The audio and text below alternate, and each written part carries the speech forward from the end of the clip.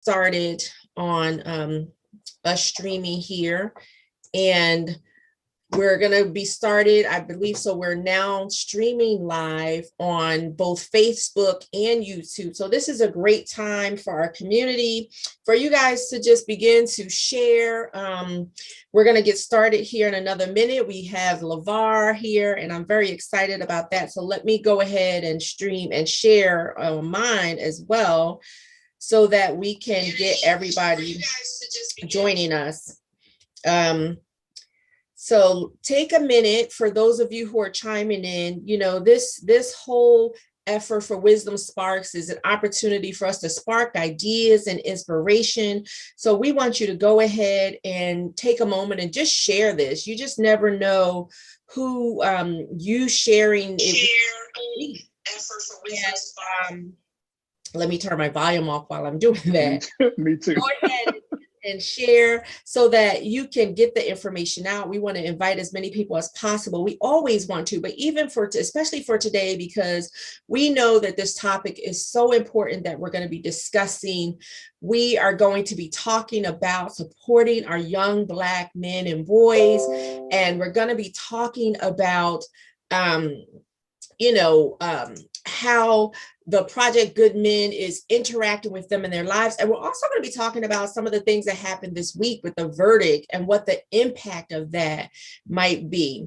So welcome. This is Wisdom Sparks. It's a weekly live stream that's hosted by my organization. It's called 316 DC. And 316, we're an organization that supports partnerships within our community across sectors that help change lives, help provide solutions to challenges. And in particular, we like to support partnerships that have faith-based organizations and individuals at the heart of it, because we just believe that there's something about the faith community that adds inspiration and adds that extra oomph to solutions and wisdom. And so that's what Wisdom Sparks is. Each week we bring on a guest that is reaching beyond the four walls of their organization out into the community. And this week I'm excited.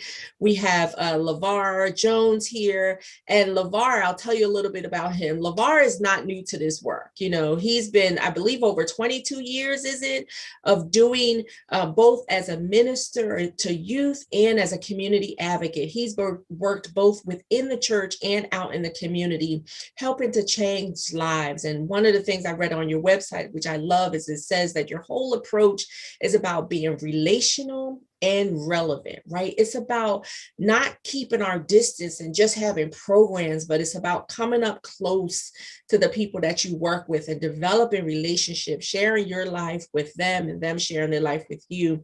And it's about being relevant, look into ways in the different industries and communities to be able to make what we do successful. And he serves the organization he's with. Project GoodMen is based in Washington, D.C., but LeVar has traveled, from what I understand, across the world, right? To Europe, South America, the Philippines, doing this work. So he has a good sense about the needs of individuals in Washington, D.C., but he's also able to bring that extra perspective to it, right? When you've been to another place, you can see how other cultures relate to their young men as well and bring that to it. And so he's a minister of youth and young adults at the New Macedonia Baptist Church there in Southeast. We were just talking about that off of Southern Ave, over by Southern Ave in Mass. And one of the things that I also love about him is he's a great chef. Those of you who like good food, you got to follow LeVar and see some of the dishes. I get jealous when I'm making my spaghetti and I see some of the dishes that LeVar posts. But the reason why I mention that is to say that he's a well-rounded, he's a real person, right? He's a human, and he likes to be able to connect with the people that he's with. So welcome today, LeVar. Let's start by talking. You and I had the opportunity to talk about Project GoodMen, and I want the people who are watching to know about that. So tell us about the work that you're doing there, and then how did you decide that this was the right role for you? Because I know that you've served in a couple of different roles. Dr. Sean, thank you, first of all, so much for having me today. I applaud and appreciate the ferocious nature of this excellent Black woman, and I salute you, my sister, for all that you are doing to elevate discourse and conversation and dialogue. We don't have enough meaningful dialogue, and I think that's one of the things that COVID, actually gave birth to for lots of us. So I'm glad to be with you and share this space today. Project GoodMen was the result of years of work in the youth development field. I've always had a special heart for, particularly for young men.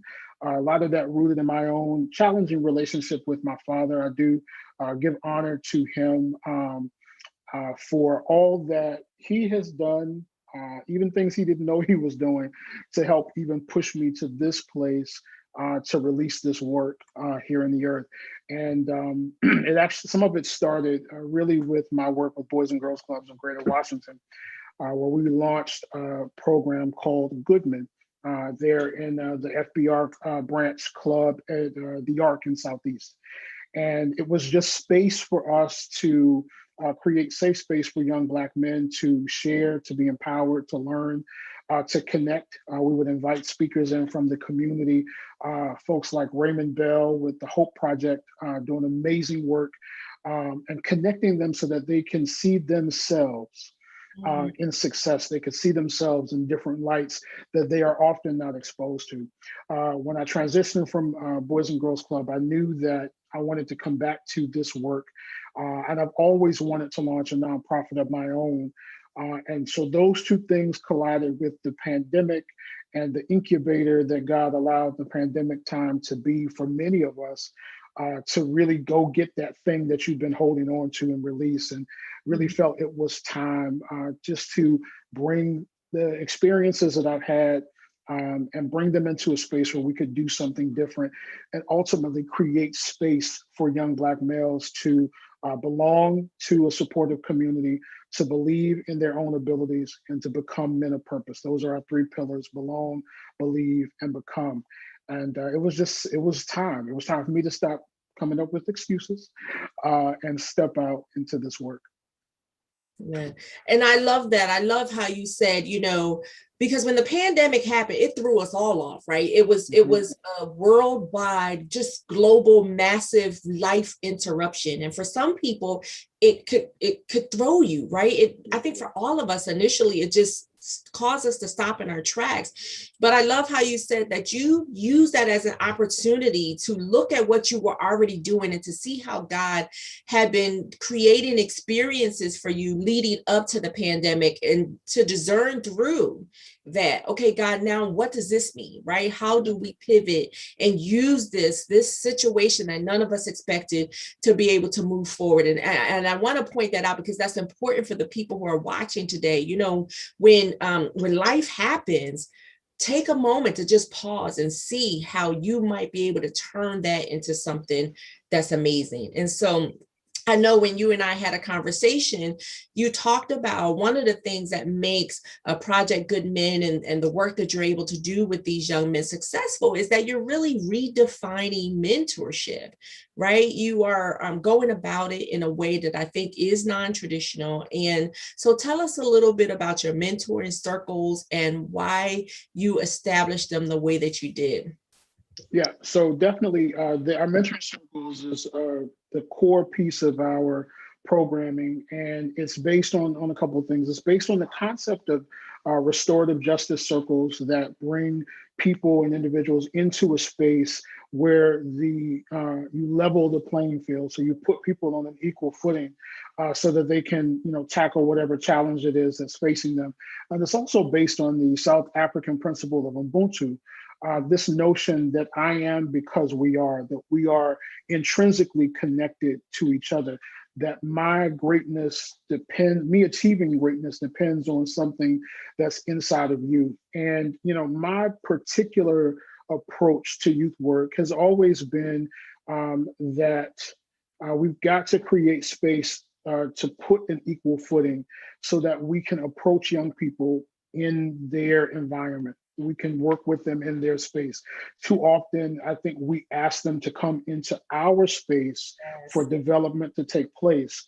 That's not realistic. Youth work is dirty. People work is dirty. It's messy. It requires you to get into their space, to experience their reality, to experience their discomfort, to experience their joy, their tribulation, their trial. And so with the mentoring circle, what we said is that we are going to recruit men elementary to elder. Each mentoring circle and concept would have an elementary students or elementary students, middle school students, high school students, and then varying levels of adult males from young adult all the way to our seniors. And that we would bring these young men and men into this shared space. But in that space, everyone is on equal footing. It doesn't matter if you are a big brother in a circle and you've got 3 degrees, 2 homes, and a beach house in Martha's Vineyard. You are on the same footing as the elementary school student. Now, some people say, well, that's just not true. But why is it not? At the end of the day, we are all equal in God's eyes. None of the things that we achieve make us any better, make us any smarter. And what we wanted to send the message to our young men, you have something to give in this space. What empowerment does that bring to an elementary school age young brother who's in a circle and can lead his circle in a conversation and have adult men listening to him, knowing that they too can learn from this little brother? It's empowerment on a different level. And this really is a science experiment of sorts. We want to see if this is going to work. And we recognize there are going to be challenges as we go through this process. But I really believe this sort of intergenerational mentoring does empowerment for both our young brothers and our older brothers as well, for us to be able to pull the best of each other. And that's what Ubuntu is all about. It's taking the best and even sometimes the worst. It's taking all of you and all of me and putting it in the pot. You talked about, my love for chefing. It's about making the ultimate gumbo. So you're going to put, for me, I hate okra. Okra is just, you will never convince me otherwise. But I recognize you need okra in a good gumbo. And so you've got to take the good, the bad, the pieces that you don't like, the pieces that don't make sense, the experiences that hurt, the moments you bled, the moments you cried, the moments you haven't had, and put all of that into the circle. And the power of those relationships can benefit everybody that's in that circle to be better men, to be good men. Mm-hmm. And I love that because, often when we look at traditional mentorship, it's like hierarchy, right? It's like you listen to what I have to say, right? And there's not much that I can learn from you, but the approach that you're taking, it's about building community. It's about teaching us how to operate in relationships, because a lot of times through life we've just not learned how to do that, or we've been broken, right? We need that help and that support about how to relate to people more than just on a I'm higher than you or I'm under you level. And we talk about our young people being the future, but they're really the right now, and there's something that all of us need out of these young people. And so I love that bringing us together in these circles and allowing knowledge and wisdom and love to flow at every level is just very, very powerful. And so it sounds like the approach that you're taking, though, I can imagine you talk about some very personal topics. It really takes a lot to be able to come into those spaces and be vulnerable, right? Especially with our community, because for so many of us, our trust has been violated multiple times, right? With adults, with other young people, with family members, with people that we trusted. And sometimes, let's be honest, with programs, right? Sometimes these young men have a difficult time trusting leaders of programs because they've been used so many times for just numbers and statistics and grants. So tell me, how are you able to, you and your team, how are you able to build trust and relationships with the young men that you're working with? Yeah, and I think, Dr. Chauvin, one of the things too that we add to that equation is building trust in the midst of a pandemic. Yes. Which means that for 100% of our programming has been virtual. And so now we are faced with introducing ourselves virtually, which I must say, from the perspective of this work and the perspective of youth ministry here at UMass, I don't like building community Yes. virtually. It's definitely not, this is not what was designed to be. I'm grateful that we have it to support community that exists, but launching a work virtually definitely has presented challenges. One of the areas where we were blessed is that, I must have done a couple of things right during my season with the Boys and Girls Club, because about half of our families are families I encountered at the Boys and Girls Club, Wow. who saw this work and said, there's something about Mr. LeVar that we connected with, we trusted. So we're going to come along for this journey. So I got to shout out, those parents, all of our Project GoodMen parents and our young men, for especially those who transition from the Boys and Girls Club space, to really step up. They have really been anchors in building trust, because there is a sense of trust that's already built between us. And so it gives me some credence with the new families that we've been introduced to. But it takes time. Building trust takes time. It's a very sensitive work.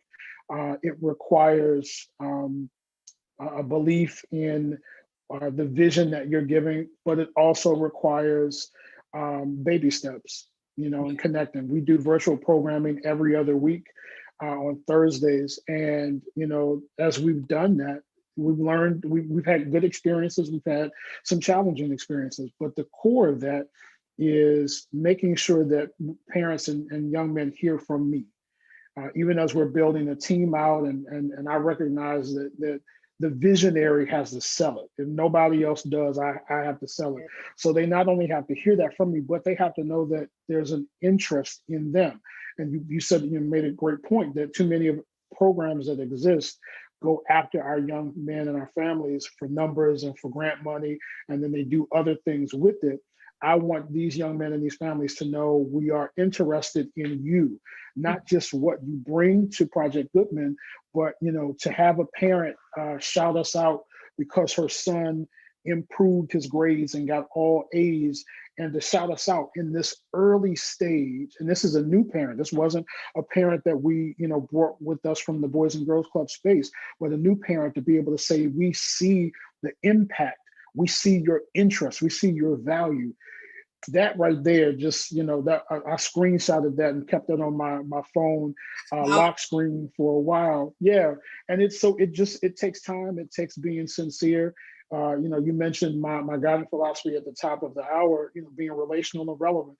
It requires being stuck to those two, glued to being those two things, that we build intentional, authentic, real relationship with people, and that we make sure that we're relevant, that parents and young men see us as a relevant part of their circle, so that we can continue, to gain their trust, and to be able to build in other areas that we want. I've seen trust open the door. I used to tell people all the time when I worked for the club, I know that young people went with me on some field trips that they had absolutely no interest in, would have been bored out of their mind at, but they went because they trusted the individual who asked them to come along. Yeah. Trust opens doors for you to invite young people into opportunities that could literally set them on a trajectory to succeed. So we got to make sure that we are being true to our purpose for connecting, and that we give families and individuals time to see that true heart and build that trust with us. I love it. I love all of that. And, and like you said, I love that Project GoodMen is about, like you said, being relevant, right? Being real. It shouldn't, and as a parent of two teenagers myself, you want your children, your young people to be involved in programs. You want them to have these opportunities, but sometimes it's like a chore, right? It just seems like something extra in your life to just keep them busy. But it sounds like you have found a way to really develop relationships, and not just with the young men that you're working with, but with their families, to become a regular part of their lives so that it feels natural, is what I hear you saying. And it's hard to get young people interested in things that are not already a part of. So it's great to hear you say that you're able to get them to go on trips and try new things. But I think that that is because of the approach that you take and the genuine love that they feel. They know that your heart is in it. So even though we may make mistakes or we may not always know the answer, they trust that you have their best interests, And I think that that's really, really powerful. And so one of the things you also said is, it could be one of those trips or one of those opportunities that could really establish the whole trajectory for the future of these young men. We hear so many people like Tiger Woods and Michael Jordan and all of these people who say it was something that someone did in their childhood that set them up that way. And a lot of times when we do mentoring programs and we establish these organizations, we focus on just keeping kids out of trouble, right? Unfortunately, and sadly, that's where a lot of the funding is. These things are important. We want to end gun violence. We want to improve grades, and these things, these short-term things that are right now are very important. And at the same time, we have to figure out a way to improve the outcomes of our young men's lives, right? Their future. It doesn't help a young man if you can help them have a very good teenage years, but they still have very limited access to opportunities when they become an adult. So I love what you told me about your Storyteller Initiative, right? It's creative, it's innovative, it's collaborative, and above all, it's not only having an impact on the short term, keeping the kids out of trouble, like you said, helping improve grades to the point where you see, and I saw that testimonial, by the way, of the parent, it was pretty cool, where you see that, but it's having a long-term impact also. It's giving them real experience. So tell us about that, because I think it's exciting.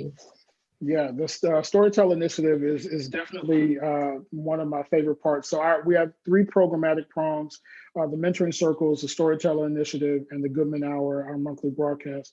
The Storyteller Initiative started just like you said, Sean. It was three young adult men who I had mentoring relationships with from the Boys and Girls Club. They had grown into young adult men, graduate high school, and were pursuing, things within their adulthood. We're working, and each of them had created a love for videography and photography, some of which started in the club, but that they took into their adult lives, and they launched their own media endeavors, ball out visuals and 4K active productions, and it's a Benji shop. Like these are their own companies or organizations that they launched.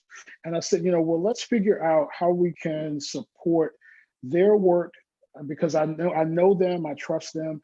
And then I also knew that there was a need for Project GoodMen to tell the narrative, to reclaim the narrative of Black men. That's part of our I believe our mandate is to retell the story and to project the correct image of who Black men are of all ages, despite the images that we see in mainstream media as told by other people outside of our village. And I said, all right, cool. Well, let's create this space so that these young men will be assigned a mentoring circle, and they'll create a story about that circle. It's a win-win situation. We get to celebrate young man's business endeavors and promote his business, promote his brand, but we also as an organization get these great stories that tell the impact of our organization and talk about our members. That's great. It's okay, cool. But I sat with that for a bit, and I said, well, let's go a little bit deeper, because I knew these three brothers and I knew there was a connection between us. I wanted to make sure that we not only took from them, but that we added something to them. And so we built out a whole series of workshops just for these three young men. You would have thought that we had a class of 50, the way we designed this red carpet to roll out for them. But I wanted to make sure that we not only invested in them professionally, but that we invested in them personally as well. So these workshops have looked at the storyteller. Our first workshop looked at who they were, their experiences, good, bad, or otherwise, and how those things can shape them into a conscious artist, a more aware artist, can inform the work that they do. We then looked at the subjects. So how do you recognize that you're a part of a community, and how do you tell other people's stories? Why is it important to tell other people's stories? We actually have our next session next week, and we're going to look at the story and how you pull all of it together. And then the last workshop will be around the business. Now that you have a product, because when they create these stories, Project GoodMen will not own them. These will be their stories in their portfolio to manage how they choose to. And so we'll give them the tools. How do you market it? How do you promote it? And then in September, really excited, we're going to do a film festival and release all 3 of these films. And this is going to rival the Cannes Film Festival. And somebody said, well, it's only 3 films. It doesn't matter. It's their 3 films. And so we're going to, pull out the whole thing. But we want to put the focus on reclaiming the narrative and empowering our boys and our men to tell their own stories. I'm excited because the second phase is the first time I've said it. This is a worldwide premiere right here on Wisdom Sparks. The second phase that we're looking at is that these 3 young men will be empowered to manage the Storyteller Initiative as we look for a school-based home to then take this model into an after-school setting and work with young men within a school setting. And so when we talk about, facilitating that program, we don't have to look for facilitators. The 3 young men who are in it now will be the facilitators, all 3 of them from Southeast DC, all 3 of them business owners. And we've got an amazing, I know we're going to talk about partnerships too, but I got to shout out the Black Advancement Coalition. They are our amazing partner with the Storyteller Initiative. We're going to work with them. They work with young people in the community to help fund endeavors that they are doing. It's one thing for you to say, yes, we support you. But when you start putting your money where your mouth is, it takes things to a new level. So Black Advancement Coalition has been giving out micro grants to young African Americans in Washington, D.C., who and in surrounding areas. They got some other areas they're working in to fund their endeavors. And so our 3 videographers are going to get a chance to apply for a grant, to get funds to legitimize their business, to file with the city for all of the paperwork and legal filings that they have to do so that they can be a legitimate business, that they can build. So now you start talking about building wealth and changing their perspective. So it just opens up a whole space simply by creating space for them to tell a story. Yes, I love it. And I love how your ideas are relevant, but they continue to evolve, right? As the opportunities open, as you see the opportunity for after school programming, you go with it, right? And so for those of you who are watching, there's so many opportunities here to pour into the lives of these young men. If you have resources, right, financial resources towards grants to help get them funded to build these businesses, if you are a consultant like myself, and I'm making myself available here, I'm letting you know now, LeVar, I'm available to walk alongside them, filling out that paperwork, getting business licenses. This is how we come together, right, as a village, how we give everything that we have. If you have film, and I know I saw that Beverly Smith was watching a little while ago, if you have a film school or the skills and the opportunity to teach these different marketing strategies, or if you're a lawyer and you know how entertainment law, and you can help with that kind of information, this is how we can all come together to make a difference. Sometimes we see the need, right? We see how many young people need support and how many challenges young people face. And we say, what could I do? I'm just one person, or I don't have a lot of money, or I don't have a lot of skills, but everyone has something that they can contribute. So towards the end, we're going to tell you how to connect with LeVar. We're going to tell you how to connect with Project GoodMen, because we want, with everybody adding their little piece, what you can contribute, then we can multiply it, right? So I do want to talk about partnerships because there's a lot of good partnerships that you have as a part of this program. And hopefully, even after this, we'll have even more. But I want to sort of turn a little bit before I talk about that, because I don't want to take anything for granted. Right, we've been talking a lot about how do we support young men in this day and age, right? How do we support them today? How do we make sure the families have what they need, that they're getting what they need in school today? And we're also talking about how do we give them experiences and skills to set them up for the future. But as the mom of a 15-year-old son, it frightens me to think that a lot of our young men, unfortunately, may not live to see their future, and there's so many things we can come together, we can contribute, we can support, but there's so many variables that our young men face, especially African American, Black and brown men in this country. There's so many factors that it's hard for a young man to even think about his future when he's just trying to think about being alive next week, right? And so we know with the trial, the Chauvin case this week has happened, and we know it's not new, right? It's not the first trial. It won't be the last one, unfortunately. But it's been a full year of, especially this happening during the pandemic, of us watching and contemplating what it means to be Black and brown in this country.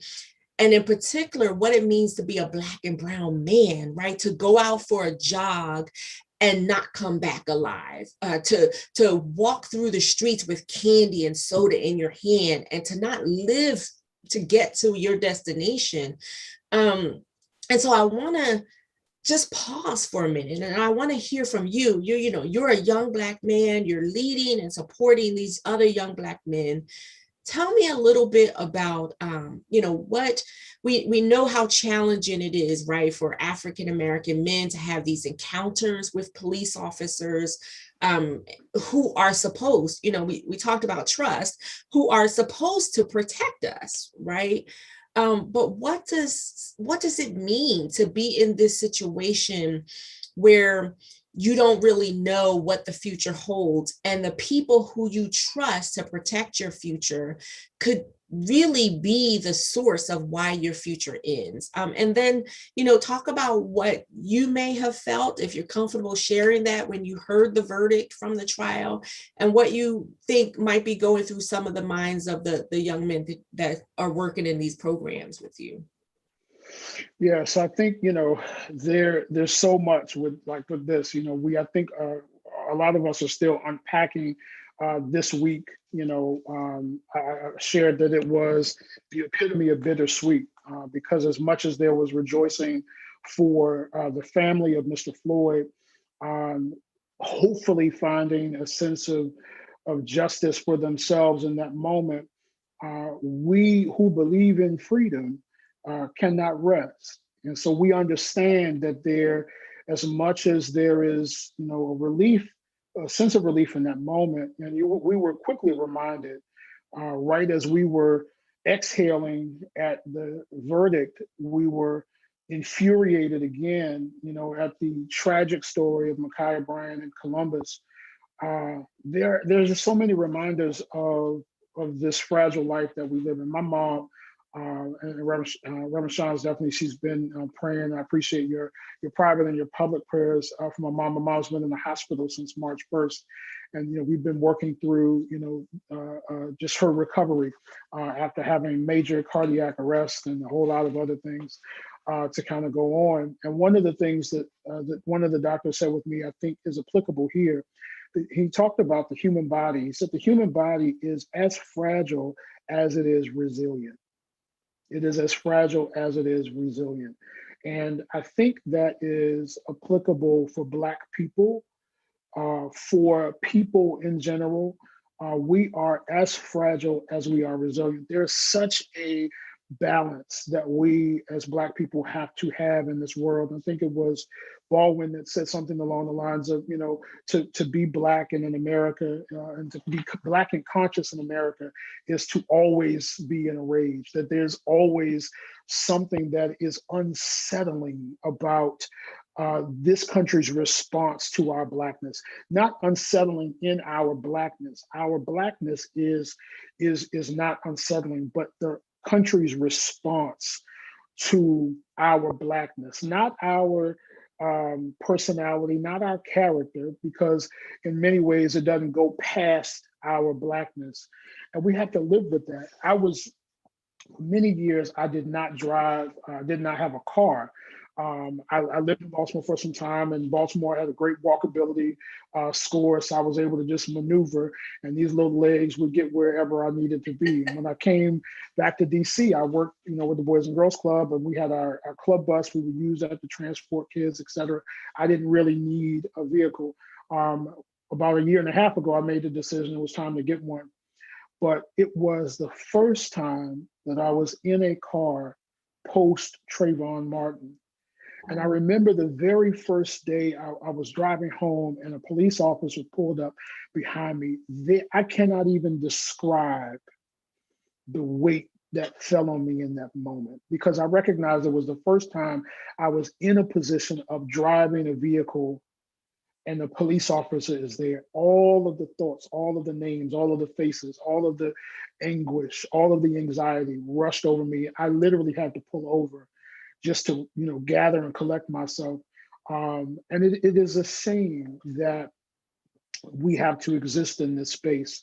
But again, as fragile as it is resilient, the beautiful thing, particularly about Black people, Black and brown people, Black people in particular, is our ability to bounce back, to be resilient in the face of challenges. It's what we do. I don't necessarily know if that is a bragging right or not, but it is what we have had to adjust to do from our forefathers to now. Yeah. But we take that, and I think part of our calling as supportive adults in the lives of young people, be it a parent, be it a youth minister, be it a youth organization, a part of who our responsibility and our mandate is to help raise young people, young Black men in particular, who know who they are. Because when you know who you are, it gives you a sense of entitlement. I'll use that word. It gives you a sense of privilege. I'll reclaim that word from other folks too. Because when I know who I am, when I'm clear on who I am, when I can celebrate who I am not going to allow entities to put me in a place where I feel less than who I am. Yes. And if I can hold that space, I can make decisions for myself that will get me back home. If I'm Yes. encountering the police and I know who I am, I'm going to make decisions that are, one, going to get me home, and two, are going to empower me to fight the good fight, recognizing that the good fight is not in that moment. Yes. And so our job is to band together, to do it together collectively, and to create space for young men to know who they are, to know whose they are, and to walk in the power of that knowledge into any scenario that they will encounter, and to be better because of it. Yeah, thank you. Thank you so much, because we sometimes it's hard to think about, it's hard to sit with, and it's definitely hard to live with. And it's hard to address those heavy issues that we wrestle with on a daily basis. So I'm grateful for you sharing your perspective and being vulnerable, right? Sharing as a Black man, and also sharing, not that you speak for all Black men, but I think that you can talk about your own experience. And because you work with so many of these young Black men and you've seen what they've endured, you've heard their stories, you are able to speak from an informed position. And I pray that as community leaders and politicians and organizations and other clergy and just families, as people are trying to navigate and navigate a path forward, right? What do we do after the trial? Because there's still sentencing, so we're praying.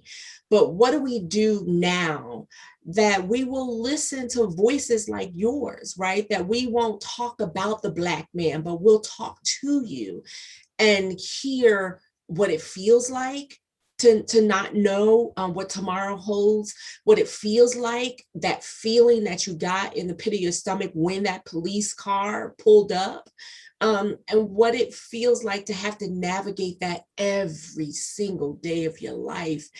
And that we'll base our solutions and our path forward around that. Yep. Not what we read in a book, not what we just suppose should happen, but that we talk to real people. So thank you. Thank you for sharing that. And as you said, it's about us doing this together, right? We're going to come together. I think that the path forward out of this is to unify, right? It's to put our fish and our loaves together in the same basket and ask ourselves, what do I have that can be a part of this solution? And you're seeing some of that. You know, you talked about the Storytelling Initiative and how you have some very key partners as a part of that program. You're not doing it by yourself. You're having people who are helping teach the young men as well as make connections for them. So, and this is so important, right? We can't do this by ourselves. And for those of you who are watching and who have an idea about a program you want to launch, if I can just tell you one thing, it's you are not an island. No successful program can be done by itself. And so partnerships are important so we can maximize our resources and so that we can expose the young people that we're working with to different perspectives. And so talk to me a little bit, because it can't be easy, right? As helpful as partnerships are, they're not easy to find, first of all, and then they're not always easy to manage because different organizations have different agendas and ways of operating. So tell me a little bit about those partnerships and like what are some of the things that you benefit from, and what are some of the things that you find challenging about them? Yeah, I think second to building trust amongst members and families is definitely building and developing partnerships. And it takes the right mix. You know, again, using the cooking analogy, you know, some things just you'll find through experience, some flavors just don't go well together. Yeah. You know, in your mind, you know, ice cream and seasoning salt sounded like a cool thing, but now when you taste it,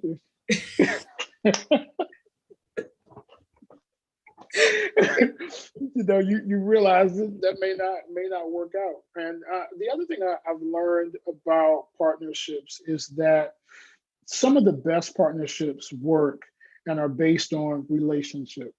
You know, it has to be about the connection maybe of one person and another person that brings about, you know, an organization to an organization.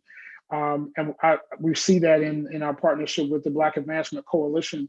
I worked with one of their founders, Philip Copeland, who was an educator at the Washington School for Girls at the Arc, which is where the Boys and Girls Club was that I served at.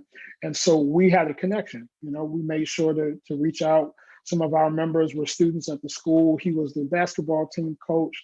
He would come down and, you know, for practice in our gym, we connect and check in, you know, on situations. We, again, both young Black men, relatively, I'm 40, I'm still in that young group. You know, we would make the connection. We would, there was a bond that formed. And Phil reached out to me after we launched Project GoodMen. He said, I see what you're doing. And I'd known about Black Advancement Coalition. He said, I'd love to see if we can put 2 and 2 together. And that conversation has blossomed into all of the things that we've been able to do and are planning to do in that partnership. So I would say to people, you know, despite COVID's, you know, interrupting our brunch and church hangouts and parking lots afterwards and all of the fun in-person things that we like to do, look first in your circle of influence. Look at the relationships that you have and find out where there are potential opportunities for partnership. When I launched Project GoodMen, when I was looking for board members, because initially we were not going to form as a 501c3, we were just going to do a project. And so I put together an advisory council where I looked for advisors. I looked at within my circle. I looked within the relationships that I built over the years and the connections that I've made over the years. When we made the decision to go ahead and launch into a 501c3, and we're looking for board members. Where did I look? I looked in my circle. My board treasurer and I have known each other since kindergarten. The relationships that we share are examples of God's ridiculously faithful orchestration of our lives. Here I am thinking, me and Larry connected in kindergarten, and it was only for us to hang out at snack time, eventually to study tap dance together, and then just to be cool. No, God connected us then for 20 plus, 30 plus years later for us to reconnect in this work because we needed his financially savvy experience and voice. God orchestrates every single part of our lives. And it's in those moments where we recognize the power of relationships and connections that we see. He gives us everything that we need. You driving yourself crazy trying to go find it. It's in the circle. Yes. I promise you, if you take the time to look, and everything that we've done, even down to, I mentioned those Boys and Girls Club parents who trusted me enough to bring their sons into this program. I got to shout out Miss Lynette Coles, one of my Project GoodMen moms from the Boys and Girls Club, who said, I'm going to trust you enough to bring my boys, and I'm going to be an ambassador and go recruit. So we have young men who are in our program because of the partnership with parents who then went and recruited other people. So I say all that to say, it's in your circle, people of faith. It's in your circle. God allows connections and experiences and moments and opportunities for a reason. And it could have been 30 years ago, but God is so amazing and creative. He'll bring the 30-year ago thing right back around to this moment and be exactly what you need. And that's his faithfulness has done that, for this entire almost 6 months that we've been in existence now. His faithfulness has made those connections. But I'll end with this. It's our job. There's an old quote that says, God's gift to you is life. Your gift to him is what you do with it. God's gift to you is connection. Your gift to him is what you do with it. You have to be a good steward of those relationships. You can't treat folks wrong and then come back and say, well, hey, because they're going to look at you like you're crazy. So no, you forgot how things went down. And that doesn't mean everything is perfect. It doesn't mean that you all won't have disagreements, but you have to treat the relationship well in order for the relationship to treat you well. That's good.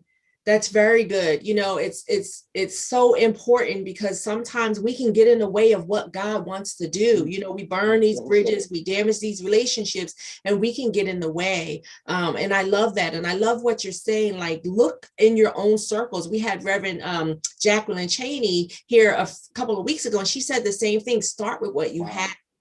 So for those of you who are watching, you have this idea, you're looking for partnerships, look around you, look at those relationships, think about where you've served in other capacities and who might still be there or ideas that you learned then.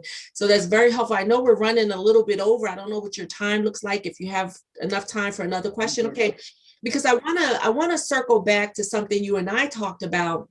We shared our stories about how both you and I, have worked both in traditional church setting and in community settings, right? I shared how I've served as both a senior pastor full-time on staff in churches in Boston and in Maryland and different places. And you've shared as well, you're serving as a youth pastor now, and you've also served in different community roles, the Boys and Girls Club. I've worked in community roles. I've even worked for the mayor there, Mayor Bowser. And we talked about how interesting it is for people of faith that a lot of times people of faith tend to sort of block God in, right? We narrow the parameters in which God can work. And I shared how sometimes people will come back to me and they'll say, oh, Sean, you're an ordained pastor. When do you plan on getting back to ministry? It's as if we think that there's this sacred and secular that really does not exist for God, but we've created these spaces where we think when we move in those spaces that that's what ministry is, right? And everything else is just what we do in between doing ministry. And I thought it was very powerful how you shared, we need to redefine that. We need to look for spaces, and I see how you're doing that in Project GoodMen, where you're creating spaces in the marketplace, creating spaces in homes of family, community members, and in Boys and Girls Clubs and centers, where we can be the presence of God in those places to our community. And so say a little bit from your perspective about, what would it mean? How would our communities be different if every person of faith or every organization of faith understood that there's no limit to God? Like if every person committed to expanding our vision beyond our four walls and the choir pew loft and the pews, what would that mean for our community? I think, God was trying to move us in this direction again with, the impact of the pandemic, because many of the sacred cows of the church, we were separated from, when doors had to be closed and you could no longer get into the building, you could no longer do the thing that you were used to doing. And there's a couple of things. I think one, God disrupted us because the things became our religion, the things became our faith, and even, things that you would never think, became your idol. Whether it was preaching became your idol, your leadership servant role became your idol. We worshipped, we worshipped chicken dinners and fellowships, and it's a different conversation that a lot of folks still aren't ready to have. But we put those things higher than we put our connection with God, and we substituted service to God for relationship with God. And God said, that's not going to work. I said in my commandments, you shall have no other gods before me. But because it was churchy, we didn't consider it a God. And so, again, in his infinite wisdom, disrupting our lives so that now you got to get back to doing what I called you to do. And I heard there's a story someone told of an old deacon that was praying, and he said, "Lord, go to the hospital and go to the school." And said somebody stood up in the middle of the old deacon's prayer and said, "No, we should be going." Yes. And too often our prayer has been, "God, you go." And I'm creative and a little crazy too, so I picture God just kind of rearing back, looking at us like, "Are you crazy? That's why I called you out from among them. That's why I anointed you. That's why I consecrated you."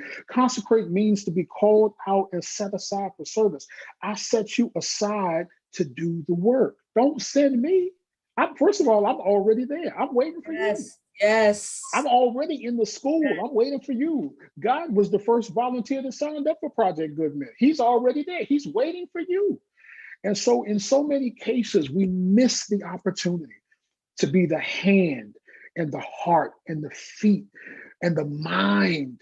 That's why, again, I celebrate what you are doing in providing this level of discourse, because we need to be not just the heart of God in our community, we need to be the mind. We need to be thought leaders in these conversations to provoke and push people to think differently, to act differently, to step out. And so when the church is the church, it really doesn't have anything to do with the four walls. We traded the four walls, and I think you said it, beautifully. We're supposed to come in and get fueled up for the fight, but we stayed in the locker room in too many instances. We Yes. never went to the football field. We never played the game, and for a lot of people, it was fear.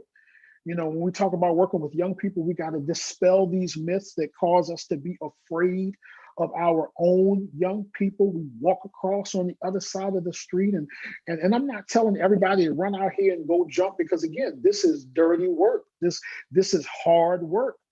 But as you said, son, everybody can do something. Yes. God has positioned each one of his children. He's either positioned you physically in a place where you can wield influence. He's positioned you financially, where your gift can be the reason that an organization is able to move forward. He has positioned you with other resources. He has positioned every single one of us as believers in a way to make an impact in the community. The church, the worship, the fellowship that we share is to fuel us up for that fight. But Yes. if you don't leave the locker room and go on the field, all of the fans will be waiting. The enemy is on the field waiting. And if you don't show up by default, your enemy is going to win. Yes. That's powerful. And we can't afford for that. We got to get in the fight. Yes. And the time is now. And so Yes. I'm so grateful. I'm so grateful, LeVar, that you've joined us. I love the work that you're doing. I love how God is moving. I'm just believing God that he's going to send more young men your way so that they can get connected. He's going to send people with resources, both financial as well as skills that they can contribute towards Project GoodMen. So again, we've been here today with Lavar Jones. He's executive director of Project GoodMen. And we've been talking about the work that they're doing with young Black men in Washington, D.C., but also we have people all around that can get connected and learn from this work. And so this has been Wisdom Sparks. The whole idea of Wisdom Sparks is to spark inspiration and ideas. And so as we close, LeVar, I'll give you the last say. Just share any words that you have that might spark the interest of someone to be a part of the solution with our young men. And then please share how they can get in touch with you at Project GoodMen and the work that you guys are doing. Well, again, Reverend Sean, thank you so much just for this space and the opportunity to vibe and connect with you. You have boosted energy levels and whatever, all of the chemicals that are going on in my mind and heart and spirit, especially in a season where my energy definitely is channeled towards my mom. I appreciate this refreshing time. And I would just say to anyone listening, now is the time. Now is the time. Don't come up with another excuse for why you cannot. If you have one reason that you can, that's all you need to get started. You can have a list of 12 reasons why you can't, but if you have at least one reason why you can, that is your cue to get started. Make a plan, check your circle. God has put resources around you that if you stop and focus and pray, he will show you those resources. He will point you to those resources that he's already put in your circle, because he knew in this moment you were going to say yes. Yes. So he had to position them. He had to position them to be ready for your yes. So go for it. Don't make up another excuse. Write the plan, step out, do it. Reverend Sean put herself out to support, our young men that are working. If I can be of any support and share the things I've learned, because a lot of it, I picked up books and I was on searching and Googling and absorbing as much knowledge and information as I could to support when I stepped out. If I can be of any support to you, I definitely will do that. You can get more information about Project GoodMen by visiting our website at www.projectgoodmen.org. You can also follow us across all social media platforms, Instagram, Twitter, and Facebook at Project GoodMen, and come along for this exciting journey to see. Stay tuned for September for this film festival and support these young men. And we look forward to those who feel led to sow financially, you can do so with one-time donations or monthly donations. And if you've got resources and other ideas, if you just want to say, I'm praying for you, and just reach out and support. We accept all good vibes, good energy, good prayers, and good love, and the good money too. We take all that. We take it. Amen. So thank you, everyone. This has been Wisdom Sparks. We hope you'll join us again next Thursday at 12 noon. Next Thursday, we're headed to the Caribbean because we can all use some sun. We're going to be with Pastor Roger Constantine from Santa Cruz, Trinidad. So make sure that you join us again next